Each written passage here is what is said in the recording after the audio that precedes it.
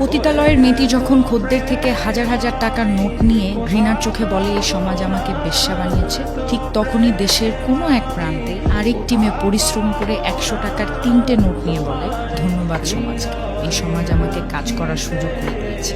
রাতের অন্ধকারে সিগারেটের ধোঁয়া উড়িয়ে বেকার ছেলেটি যখন ভাগ্যকে অভিশাপ দিয়ে দেশ ব্যবস্থাকে গালি দেয়, ঠিক তখনই দেশের কোনো এক প্রান্তে আরেকটি ছেলে সিগারেটের সেলসম্যান হয়ে ঘাম ঝরাচ্ছে।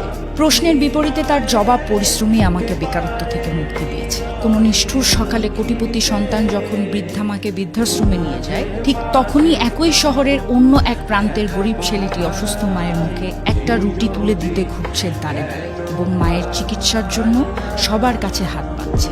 প্রশ্নের বিপরীতে তার জবাব থাকে, মা পাশে না থাকলে আমি কিভাবে বাঁচব। এখন এই জায়গায় এসে মনীষীদের দুটি উক্তি বলতে আমার বড্ড ইচ্ছে হচ্ছে।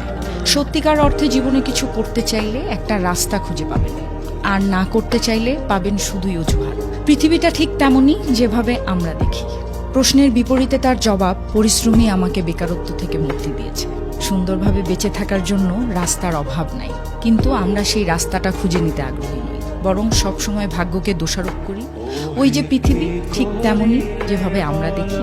উদ্যোক্তা হন, পরিশ্রম করুন, ভাগ্যকে দোষারোপ না করে বরং কর্মের মাধ্যমে ভাগ্য পরিবর্তন করুন।